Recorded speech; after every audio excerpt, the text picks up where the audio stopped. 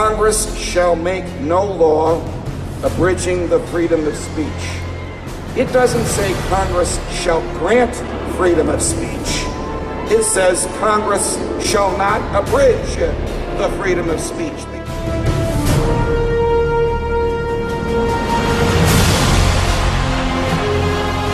But Congress is a limited legislature. It only has the 17 unique, specific, direct powers that the Constitution gives to it. And any other governmental power is reserved under the 10th Amendment to the people and to the states.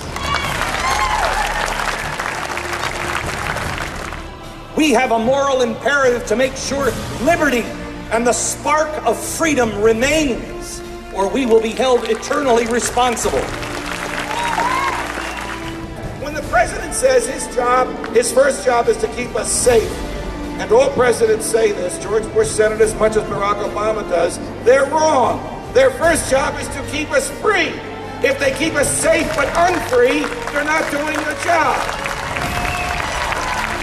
We have incredible people that believe in the free market and who have done amazing things because of the free market. It is not the free market that is bad. It is sometimes the people in the free market. Our founders knew people are good and people are bad. And when you give people a chance at power and money, a lot of them will go bad. So don't give them too much power or they will control you. That was the idea of a limited federal government. Medicare broke. Medicaid broke. Social Security broke. Amtrak broke. The Post Office broke. The Defense Department broke. Well, they just passed an emergency budget, but it ends at the end of the year. Now, why is that? It's almost like they want, right at the end of the year, a crisis. I just read in the paper yesterday, a government official actually saying, democracy doesn't work on this size scale anymore. Well, first of all, we're a republic, not a democracy.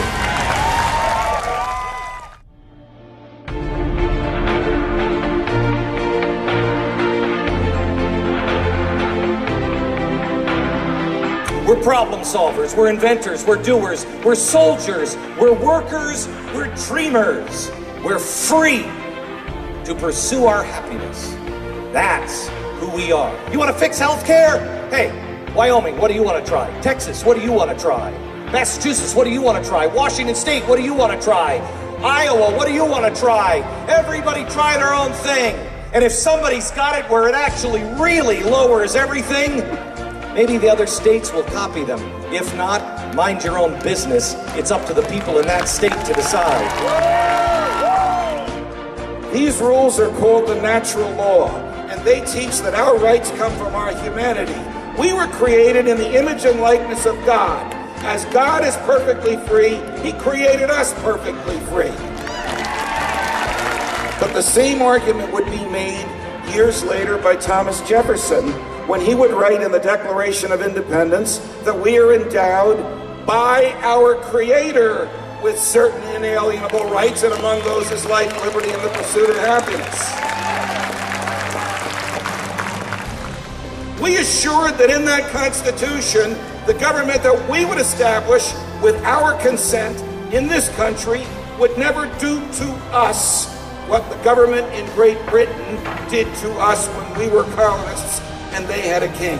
And so things like your right to think, your right to develop your own personality, your right to say whatever you want, your right to publish whatever you want, your right to worship or not to worship, your right to associate with whomever you wish, your right to own, carry, and use a gun in your own defense.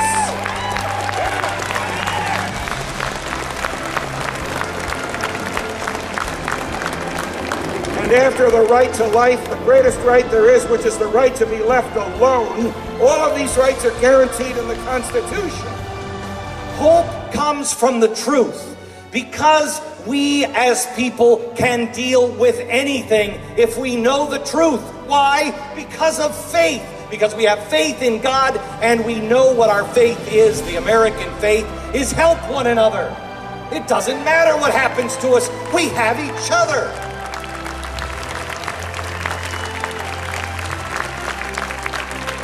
And that is the third one: charity, faith, get back to God, hope, the truth, and help each other. But those things allow us to live the Constitution. Stand and do the right thing, even though you don't think it makes a difference. It does.